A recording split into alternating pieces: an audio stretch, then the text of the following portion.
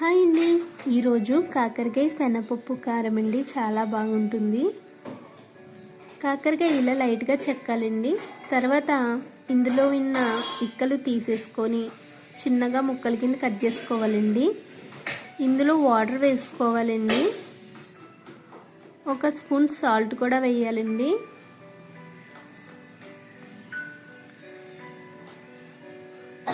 కలిపి పక్కన పెట్టుకోవాలండి. ఈ లోప మిక్సీ గిన్నె తీసుకోవాలండి.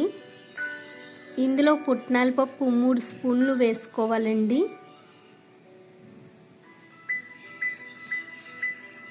తర్వాత 1 స్పూన్ జీలకర్ర,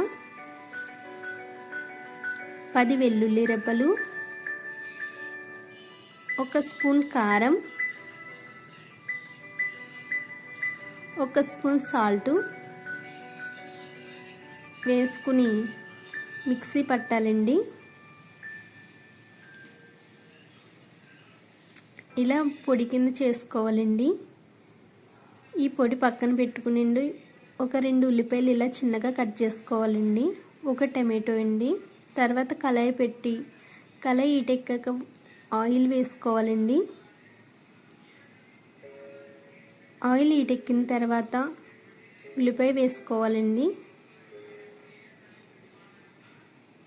ఇవి బాగా వేగాలండి. ఇలా వేగిన తర్వాత టమాటో ముక్కలు వేసుకోవాలండి.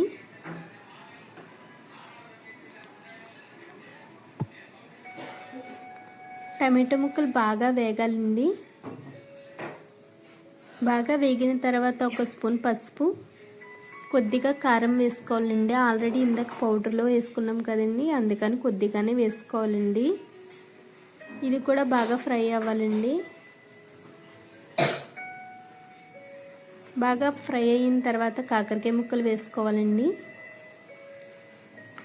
ఇవి బాగా ఫ్రై అవ్వాలండి. ఈ విధంగా ఫ్రై అయిన తర్వాత ఇందాక పొడి చేసుకున్నాం కదండి, ఆ పొడి వేసుకోవాలి.